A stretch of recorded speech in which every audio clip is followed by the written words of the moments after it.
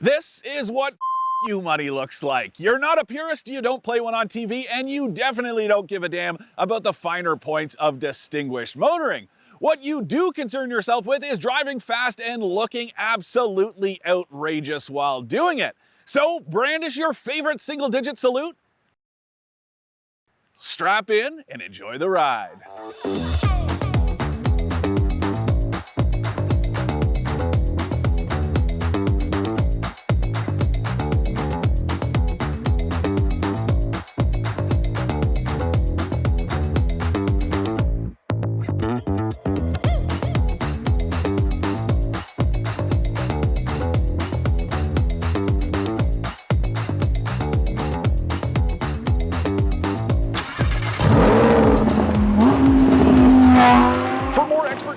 Don't forget to share our channel and subscribe so you can catch some of this and maybe even a little of that. All right, so we're gonna kick off this in-car with a little show and tell. I physically cannot wear a hat in this car without getting buttoned. That is how close I am. And even when I sit upright, as you can see, well, I really can't. Now, I'm not complaining because I'm behind the wheel of a Lamborghini Huracan STERRATO, but still, the point is this isn't the most tall guy friendly car out there. Reminds me a little bit of driving my NA Miata with a hardtop, just in terms of the upright space in here. Anyways, let us head out and get to this. And I am going to say right off the jump, nobody's buying one of these things if they don't want attention. It's as simple as that. Sure, you might claim that you don't want attention, but it's pretty much impossible when you're driving a Huracan with a lift kit. Yes, there is more to this car than that, but I mean, on the surface, this thing is screaming yellow. It's got black body cladding. It's got that big roof scoop. It's got the roof bars. It's got just about everything that makes your average Huracan even more outrageous. I think the only Lamborghini that might not fall into that attention-getting category is the Urus, but even that is a pretty standout SUV, turns a lot of heads, though again, not as many as this thing since I've been driving it, getting all kinds of thumbs up, tons of people out on the road wanting to take photos and video. And I personally think if you are to buy one of these, you need to embrace that. You need to give the people what they want. And sometimes that's just a whole lot of noise. And other times it's just the visual thing. But honestly,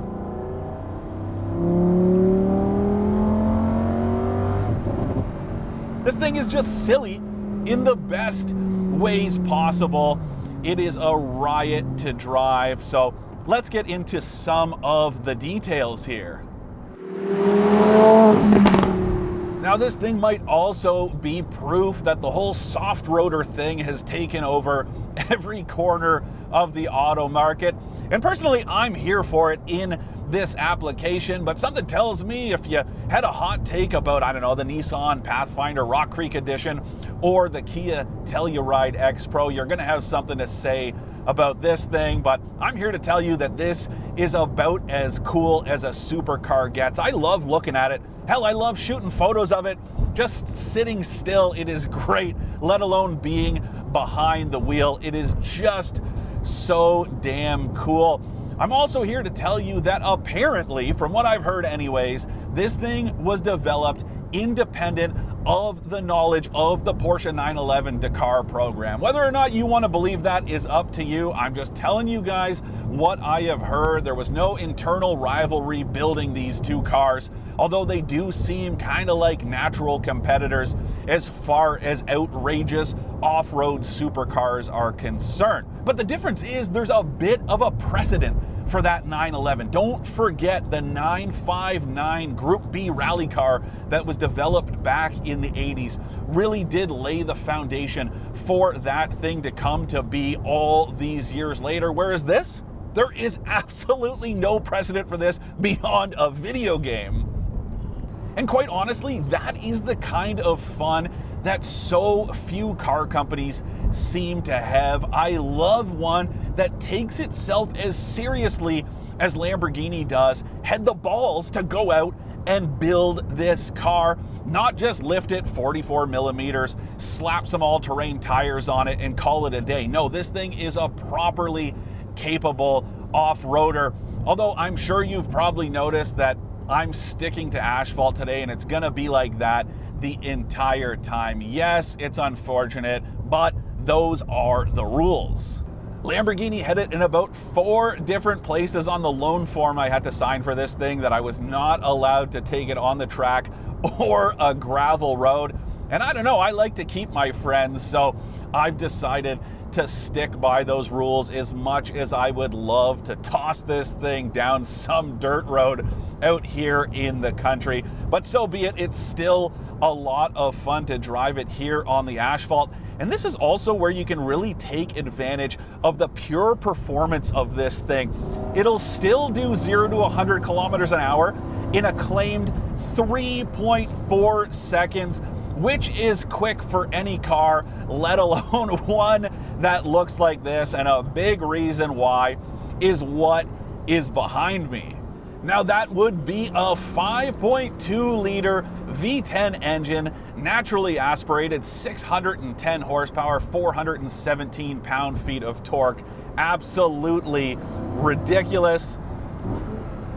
This thing also has a 7-speed dual clutch automatic that is just so quick to shift. And of course it's paired with all-wheel drive, because without it, well, that would be bordering on criminal. There's also a torque vectoring system and a limited slip rear differential. All the stuff you need to make sure all of that output is usable.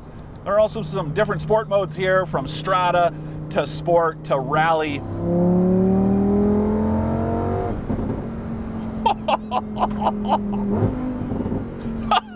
Oh my God.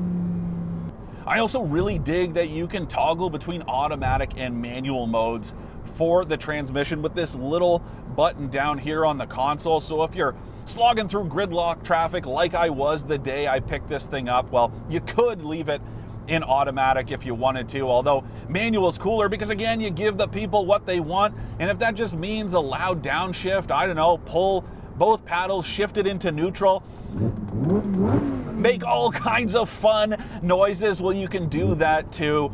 I really dig it. It makes this thing fun, functional, outrageous, but also easy to get along with every day. Surprisingly so. No, I don't expect many STERRATO owners to daily drive theirs, but you could if you really wanted to. So what's it like to live with this thing every day? Well, in a word, I would describe it as interesting.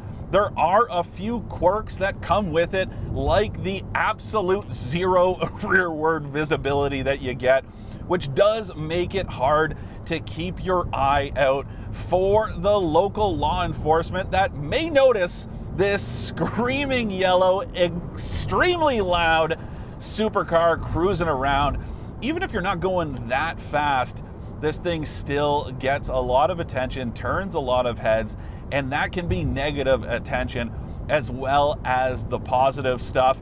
So that's one thing. There's also no cup holder in here, which is kind of annoying. I will also say these sport seats, surprisingly comfortable, although I have been getting quite a bit of back sweat. Not a lot of breathability here.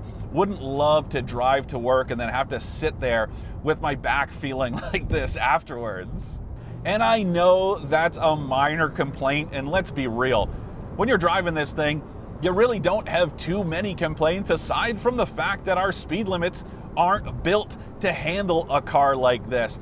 You do have to be careful. It's easy to get away from yourself with this thing, get a little carried away, and not really notice how far above the speed limit you are traveling. Not that I've been speeding this week, but I can see how easy it might be for someone to lose sight of just how quick they're going, because don't forget, this thing is capable of extreme triple-digit speeds. It's not just the quickness, it's the fastness too.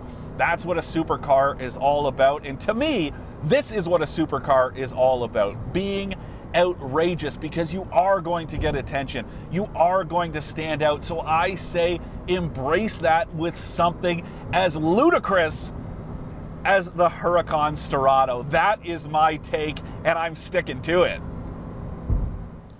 Look, I get it, the HURACAN STERRATO isn't for everyone, but to me, it's like a work of art that you can drive and drive fast. Or you can just stand around and look at it, which I don't mind so much either. And I get it, this thing was built for speeds that our roads cannot safely accommodate. But I'm telling you right now, this thing is just as enjoyable from behind the wheel as an affordable sports car like the Toyota GR86, just different. And I get it, that might be hard to wrap your head around, but this thing is a drive experience that's only enhanced by the absurdity of this car, and that's something worth celebrating.